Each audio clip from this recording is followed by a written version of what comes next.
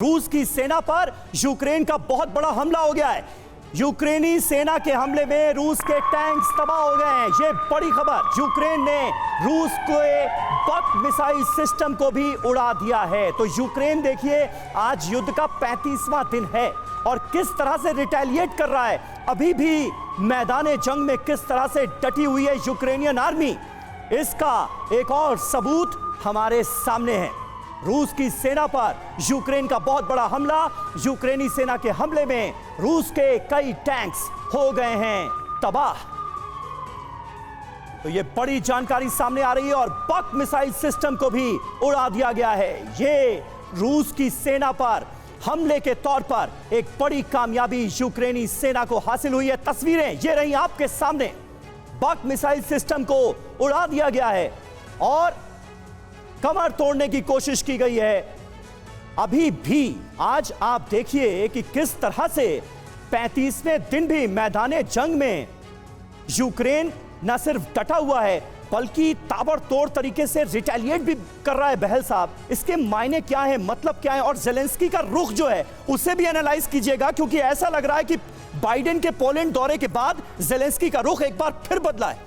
देखिए, जेलेंस्की की अगर हम स्टेटमेंट्स को देखें तो उन्होंने हमेशा ये कहा है कि पहले रशिया वॉर को रोके, रशियन फोर्सेस वापस जाएं, उसके बाद ही कोई रेफरेंडम होगा ये डिटरमिन करने के लिए कि वहां पे। और इसके लिए तो पुतिन तैयार नहीं है। और इसके लिए पुतिन बिल्कुल तैयार नहीं हो सकता, क्योंकि रशिया को मिलेगा क्या इतना बड़ा युद्ध करने के बाद भी अगर रशियन फोर्सेस वापस चले जाते हैं और रेफरेंडम में न्यूट्रलिटी नहीं मिलती, लुहांस्क डोनेट्स्क को रिकॉग्निशन नहीं मिलता, क्रीमिया को रिकॉग्निशन नहीं मिलता, तो फिर फायदा क्या हुआ पूरे इतने बड़ी लड़ाई करने का। ये कभी नहीं होगा जब तक कि रशिया के पॉलिटिकल गोल्स मिलते नहीं है। और बिडेन जो ये घी डाल रहे हैं आग के अंदर और आग को बढ़वा रहे हैं और भड़काऊ भाषण दे रहे हैं, उससे यूक्रेन अपने आप को भी नहीं लेके जा रहा। क्यों नहीं बिडेन कहते कि यूक्रेन नाटो नहीं ज्वाइन करेगा? अगर वो ये एक कहते हैं तो क्यों नहीं दोनों साइड एनकरेज होंगी कि एक सॉल्यूशन को ढूंढा जाए और न्यूट्रलिटी का स्टेटस जैसे कि स्वीडन का, जैसे ऑस्ट्रिया का, जैसे फिनलैंड का, ऐसे किसी स्टेटस की बात की जाए। और वो चाहते हैं कि कॉन्स्टिट्यूशन के अंदर एक एक्ट लाया जाए, रशिया चाहता है,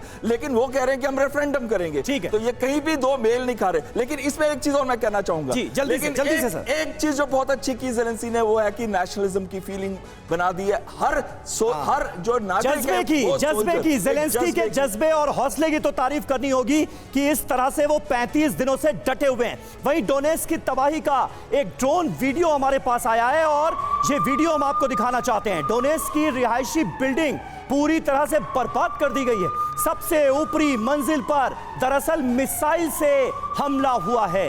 इमारत का एक हिस्सा रूसी हमले में पूरी तरह से तबाह बर्बाद हो गया है। ये देखिए तस्वीरें आपके सामने हैं डोनेट्स्क की। ये तस्वीरें डोनेट्स्क और लुहांस्क, यही वो दो शहर थे जिनको अलग मुल्क घोषित कर दिया था व्लादिमीर पुतिन ने, और उसके दूसरे दिन जंग की हो गई थी शुरुआत। लेकिन डोनेट्स्क में अभी भी किस तरह के हालात हैं ये आप इन तस्वीरों से अंदाजा लगा सकते हैं। डोनेट्स्क की रिहायशी इमारतें पूरी तरह से बर्बाद हो चुकी हैं। परवाह देश की, सोमवार से शुक्रवार रात 10 बजे TV9 भारतवर्ष पर।